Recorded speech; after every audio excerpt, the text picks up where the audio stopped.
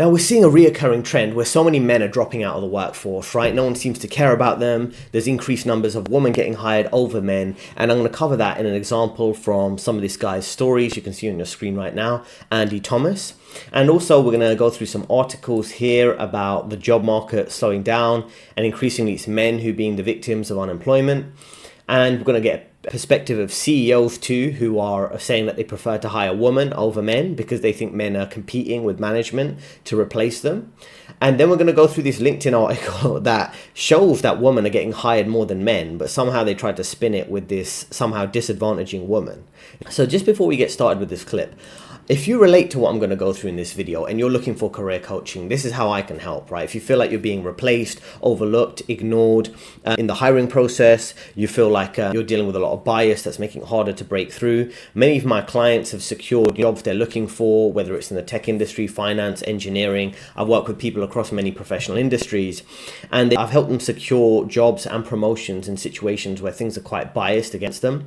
And if you want to survive the coming economy that's just going to get worse, particularly in 2026, let me know. Reach out to me now. We can get started with career coaching so you're prepared for next year. You're increasing your income by 20 to 30%.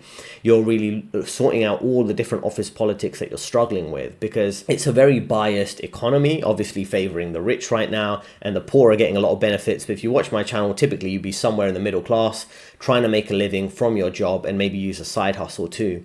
You have to outpace a crumbling economy, but also a collapsing society. And some of those social issues we're going to cover now in the videos actually do impact you too. It's demoralizing for guys who really want to get ahead, and it's just not happening. Young men are struggling to get jobs, even if they have a college degree. It's like, wow, I can't even get a job as a busser. I have 900 plus applications, and I have received nothing. Men under That's not 30 an with bachelor's exaggeration, by the degrees way. have almost double the unemployment rate of young women with the same education level. According to data analyzed by NBC News, 6% of 23 to 30-year-old men with a bachelor's degree are unemployed. One reason for this? Essentially, 100% of the labor force growth has been coming from the healthcare industry. And that industry is overwhelmingly female. Right. While at the same time, you've seen these traditionally male blue-collar jobs in manufacturing, transportation and warehousing, mining, those have been down or flat. And while a bachelor's degree is still valuable to women entering the workforce, it doesn't carry the same weight it once did for men. Data shows that young men with a bachelor's degree are actually slightly more likely to be unemployed than their peers who have just a high school diploma. And what we're seeing more of is demand for credentialing of some kind that is aligned with the actual work rather than simply a college degree. We are told that a college degree our whole life is a golden ticket to the American dream. So you graduate with this degree that's supposed to rocket you to a stable career, and you just fall flat on your face. And beyond the economic implications, this shift can impact the mental and social health of young men too. In a Gallup poll published earlier this year, 25% of 15 to 34-year-old men reported feeling lonely, compared to just 18% of women their age. Emotionally, it's a bit rough. I want to get out there. I want to start my life. I want to be financially independent and maybe just feel a little bit successful, but it's tough.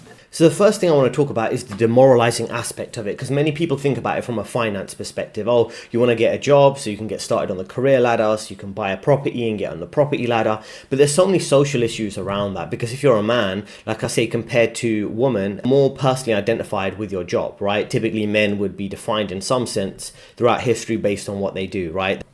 So it becomes quite demoralizing when you can't find a job. It's way deeper than, oh, I'm just looking for a job. Because as a man, even if we have change in the gender dynamics, there's still a implicit expectation that you'd be a provider and a protector, right? So the same way a man is attached to his income and his career and his ability to generate an income, it's the same way a woman might be linked to her personal identity being linked to her physical attractiveness, right? There is a real thing there that you can't escape, right, with political correctness or changing the gender roles and things like that.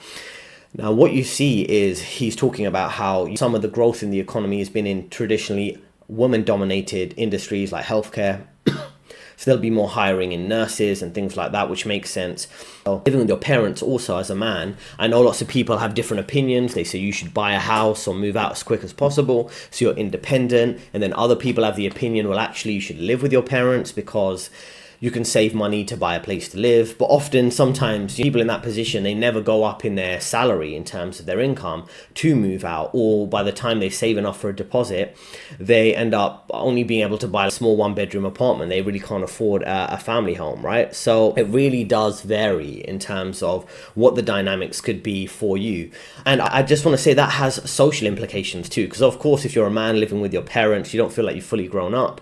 Maybe you don't learn a lot of the people skills from growing up. If you're in a relationship with a woman, it'll be a bit awkward because there's so many life skills you develop living by yourself that I really think you can't replicate from the money you saved from living with your parents. And then the thing is, when it comes to college degrees, right, many people are feeling they did college degrees and it's pointless, right? And I get that. It's all about figuring out where the future of the economy is going, what your skill set and interests are, and not doing the pointless college degrees. Of course, once you strip out all the obvious pointless degrees, some of liberal arts, psychology degrees, things like that, unless you're really into that topic, or generic business degrees, and then you can really narrow down to focus what will work for your particular interests and where the industry is going.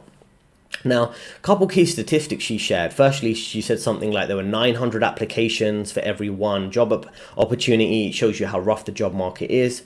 She said 6% of men with degrees are unemployed, right? And then she said also in the blue collar trades, to a certain extent, there's been a downturn, and some of these degrees, they don't pay off, right? So what's difficult there is people are getting degrees, men are getting degrees. It'd be interesting to see more about what those degrees are, but sometimes 6% of men with degrees being unemployed is above the national average, which is around 4%, and typically women are around that 4% range. So this is what I'm talking about. As men at work are getting rejected and refused, you have to look for the gaps in the market that can work for you, because many people, maybe when you watch my channel, maybe you listen to politics or other different perspectives on the economy, they're always looking for group solutions, and that's just not going to work. And you can't really think, oh, how are we going to fix my industry? How's the tech industry going to hire more people? How's this country going to fix its broken economy and its worthless currency and the high tax rate? You should just look for an individual solution, and that's when it comes to really finding something that works, right? The other thing is there were statistics out there, I think she mentioned about 25% of men who feel lonely, right? And this is a compounding effect. The system's deliberately holding you down. It's gaslighting you, like you're the problem, you're toxic, you're just not trying hard enough. It doesn't really want you to succeed, right? And it's like an obvious lie that they're telling you. But just to show you how biased corporations are and CEOs are when it comes to hiring, here's an example of these two CEOs, they run real estate companies, about how they want to hire women and not men. Hire outside people. No, I want to be able to have women come to me. A lot of them are women on my team. I have mostly women too. Why is that? I have 10 reasons why. Men are pieces of shit, first and foremost. They just want to steal everything from you. And yes, I'm talking to you if you're a male right now.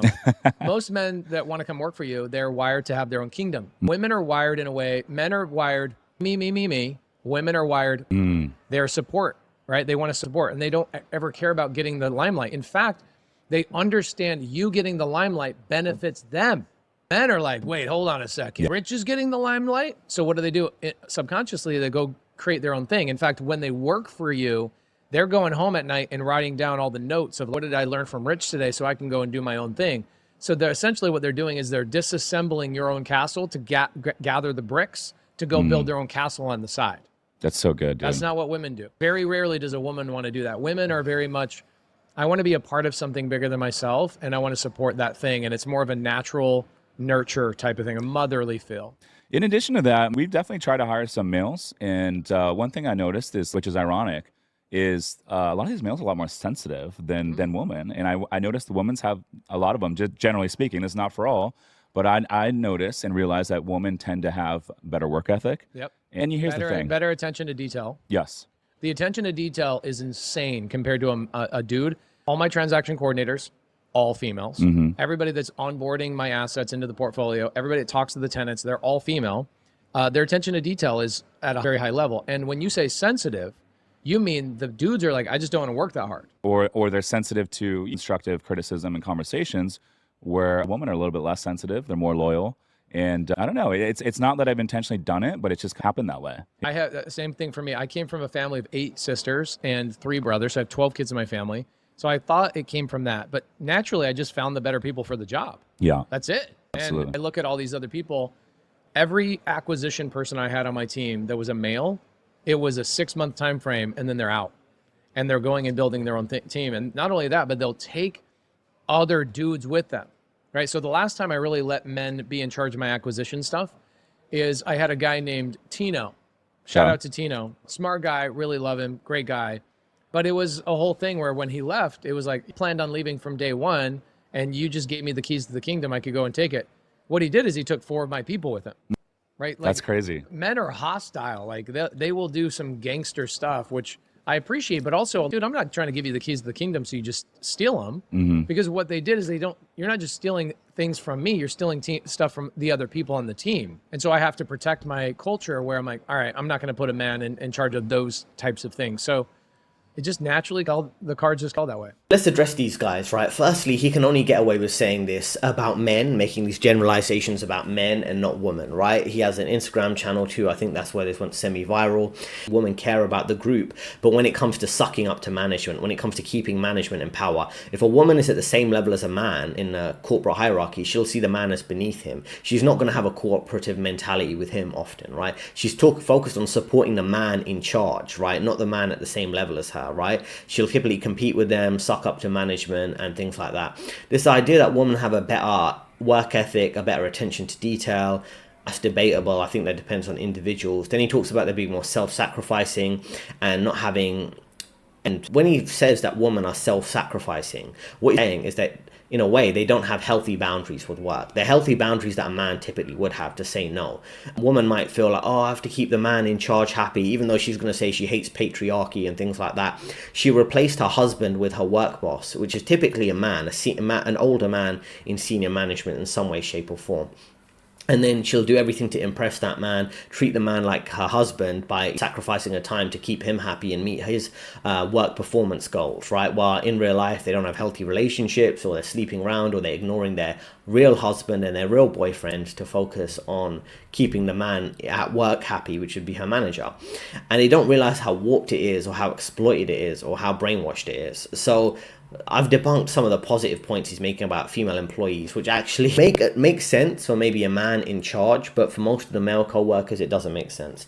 Now, let's address some of the negative points he has about working with men. He says men are not loyal. Men are POS, pieces of S-word. They steal everything. Men want to own their own kingdom. Men are motivated by having their own thing and building their own thing. He also says men leave in some cases after 6 months or a short time period, build their own team, take employees from their previous employer to run their own company. He calls this stealing, right? But I would flip this whole thing and say ownership is the highest form of business. You should want to own your own labor as a man, or your own company, whether it's eventually being self-employed or things like that. Why be loyal to a company when a company is not being loyal to you? Why not earn more money on your own terms rather than work for a company that's underpaying you? And of course, meant to want to be their own boss. I would say, why be underpaid for a company like this? And it feels like the way he's describing it in a nice way is that women as workers can be more easily exploited than men who really want to set boundaries and be their own boss and have their own lane. And that explains why corporations have been so pro-woman in the last few decades. I don't think it's just because there's a deeper agenda to destroy the family, which is part of it, to have women having less kids, to make work just daycare for adults, things like that. What he wants, in a sense, is he sees women as being more easy to control, right? And then the other point is, another thing I think is women can be more easily exploited in the workplace by these type of CEOs, because these companies can give them not a pay rise, but by little trinkets. Oh, here we're going to have a work dinner, we're going to get a pat on the back, you're going to get some emotional validation and attention. And as a man, you don't really care about after work drinks. You don't care about your manager said you did a good job. You care about the money you're making every month, and you care about the bonus at the end of the year, right? But often women can be fooled by some of the small little appraisals and things like that that actually don't really yield any real benefit. He's talking about how men want the limelight. I don't want managers or others to take credit for the hard work I'm doing, right? So I think that's a bit short-sighted. I think all men want to be their own boss in some sense. Then he's talking about how women don't take the limelight. I don't really agree with that. I've been in many meetings where a woman tried to overtalk me or take information from me just before the meeting and then present it as their own information. I think the whole point is, when you're a man in charge, senior management or a CEO or someone like this, you tend to see women as being more cooperative, because they respect you as the man in charge. But if you're working with that woman at the same level, she's going to be competing with you, undermining you. She's not going to treat you in the special way that a woman will treat a man who's in charge. I've seen this time and time again across corporations. Then he talks about men being sensitive and not wanting to work hard. I think that's quite wrong. I think men tend to be quite detached and disillusioned with work now because it's not allowing them to live a decent life, and they're knowing they're getting screwed by a handful of men who are running the system at the top and the women who are put as middle management layers of the system to have control over them. Now we're going to go and look at this article from Bloomberg, right? And it's talking about the job markets showing signs of a he session, which is, instead of a recession, it's a he session. It's saying that more and more unemployment rates are therefore higher for young men. So we're going to go through each of the graphs here and listen to what this article says. Firstly, it talks about a tough job market for young men. The unemployment rate for Americans aged 20 to 24, so young men, is significantly higher for men versus women, as you can see here. Men have always had higher unemployment than women, generally speaking, but it's increased particularly in the last few years. So if you look at 2025, right at the end of the graph, 2025, female unemployment is around 4%, and then male unemployment is around 9%. So there's a significant difference there. Then it talks about young men with a college degree. It's no guarantee of a job. And this is the tough reality. You might think, well, you went to college, you got a degree, and your friends who didn't go to college, they dropped out of college, they went for maybe a blue collar path, they didn't want to work, they didn't want to study hard, they were just hanging out, smoking and drinking and not getting a college degree. You did the right thing, you went to college, and all of a sudden you're still struggling. It says here, for young men, a college degree is no guarantee of a job. Among college graduates aged 22 to 28, the unemployment rate is rising for men and falling for women. And what does this kind of mean? So we can see the unemployment rate for men is rising. It's coming close, increasing up to about 5% here, and women it's going down towards 2%. And the whole point here is that what it's showing is, so if more and more college graduates who are getting jobs are women and less so men, then what's going on? If they're both gender equality, if they're both doing the same degrees, if they're both studying hard and getting their college degree, why are more women getting jobs and less men? It's because there's a hiring bias. It couldn't be any more obvious. I know most people agree with me if you come to my channel often, but sometimes I see people and they come to my channel and they're like, oh, you use the word girl boss too much, or boomer, or whatever, or you're thinking that you're misinterpreting statistics. But there's such a reoccurring theme here. There obviously is a bias, and I've pointed this out when I've worked for certain companies, and then they try to gaslight you, everything's equal. And when they can't gaslight you, what I realized, for example, HR and management and girl bosses and these weak men simps that you have to work with, what they end up doing is they don't answer. You say, well, there's clearly a bias here. I've done the same work as this other person, and you're pointing out minor issues. Are you trying to not point out issues? They don't never hold a woman accountable, these simps, right? These analysts, right? These experts, right? They're not, because it's politically incorrect to do it, right? And then you have someone like me who doesn't have anything to lose, who will tell you the truth. And that's why I have clients coming to me, because they know, they're sensing the difference between the truth and the lies. And that's why you're here watching the channel, right? So the whole point is, like, there's an obvious bias. It's not something I'm imagining, or the red pill, or online misogyny, or whatever the type of BS terminology they come up with, right? There's a clear trend here. So there's a compounding effect, like we can see here. Now let's go through a few points. So we've got the decline of the working man. Regardless of educational level, more men over the age of 25 have been falling out the workforce for a decade. So you've got three little lines here: college graduates, some degree, high school studies. All of these are lines representing men, and as you can see, they're constantly going down because less men are in the workforce. More men are becoming disillusioned, more men are opting maybe for seasonal work, or they're looking to maybe set up their own business, investing online, you know, crypto and things like that, typically male dominated. And obviously that doesn't account for such a large drop. I'm sure some of these men are just disillusioned, they're sitting at home playing video games, living with their parents, not going anywhere, and their parents are up with them. So it's not one cause here, and I think a lot of people blame AI. I can see AI even mentioned here in this article. I'm not saying it's just AI, but it's just a broader issue. We can't blame it all on one thing. And I think perhaps that graph I went through a bit earlier is the main point, right? Whereby you're seeing a steep decline for women coming out of college, looking for a job in terms of unemployment. So more and more of them are employed. And there's a steep incline of men being unemployed, right? And the social instability seems inevitable. Of course, I don't condone it. I don't condone protests, civil unrest, things like that. But it just seems like it's just inevitable. What you're going to have with all these men, because we all know what happens when men drop out, right? So some men drop out and they play video games, right? They just waste their time away, right? The typical stereotype of a guy living in his mum's basement, things like that. But then you've got other guys, and a lot of guys will drop out. They'll figure out how the system's rigged against them. They figure out how they're doing the right thing, but still not even getting basic results. Then they go and do things like go to the gym, and then they maybe join a martial arts gym, right? Then they might be reading books about philosophy. They keep up with politics, and then they become, I don't like to use the word extreme or radicalized or things like that. They just start seeing the whole system is actually rigged. The money's fake. Who runs the banking system? Just realize you've had enough. And what ends up happening at that point is you start figuring out what you want to do. Some of these guys do become self-employed. They do maybe set up a marketing agency online. They do pick up some skill and they mix and match 3 or 4 different skills and find something that works for them. I know certain unique cases of this, right? And I'm not saying it's going to work out for everyone, but some people will become politically involved, and we see a lot of this. You see a lot of typically it'd be younger white men in America, in the UK, to a certain extent Europe, who'd be more politically involved because they just don't see a future for themselves, and having the standard 9 to 5 and having a wife and kids is just so unlikely for so many of these guys. Then you've got other instances whereby without naming names, I know people who have maybe worked in sales, where there is less job stability, but they can make higher income through commission from sales. And then while they're doing that, they set up something on the side. They might set up a marketing agency. They may set up some kind of fitness coaching business. I know someone else who did quite a few different things. They worked in manual labor, chopping down trees as a lumberjack.